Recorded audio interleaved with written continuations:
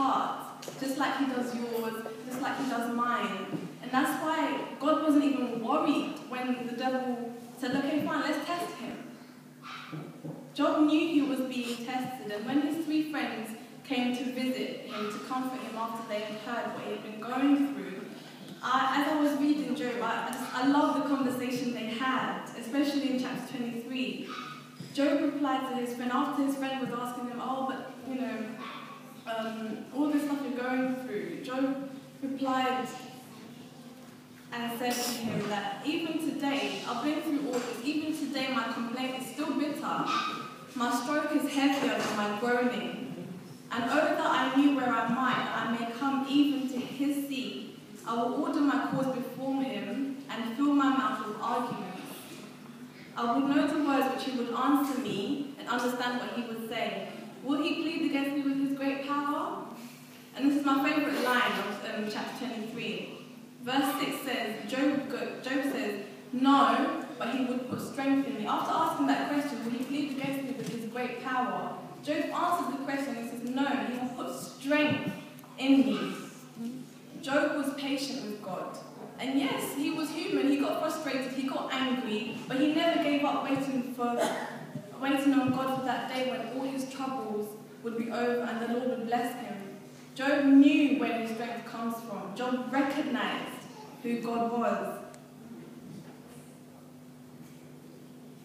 Job lost, as I said, everything before, Job lost everything before the Lord could bless him. If you really think about it, Job couldn't do anything to change the situation, and he was powerless. And I think it's at that point when we reach that stage where you just feel you can't go any longer, and you say, okay, fine, Lord, I surrender all. That's the place where God has you exactly where he wants you to be, totally dependent on him.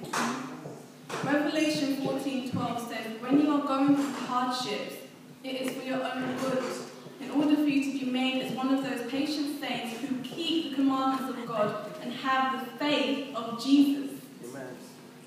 God promises us so many things, church.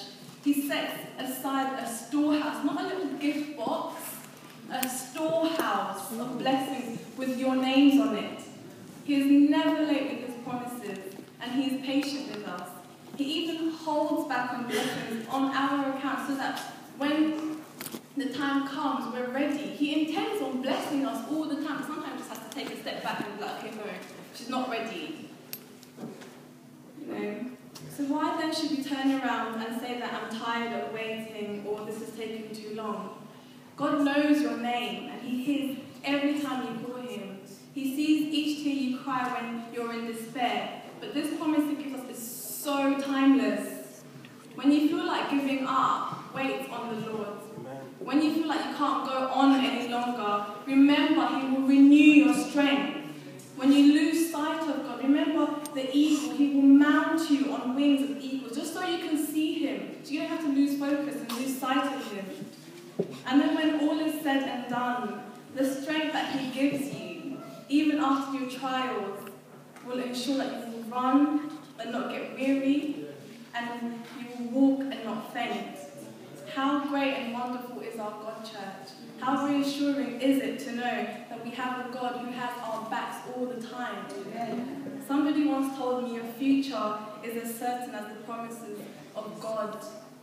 God's promises are certain. There's no two ways about it. So if we would just remember that our strength comes from God, we cannot do anything without him.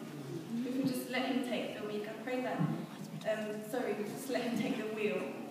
I pray that you will be blessed this morning. Amen. Amen. Praise the Lord. Amen. Blessed by Sister Kamima.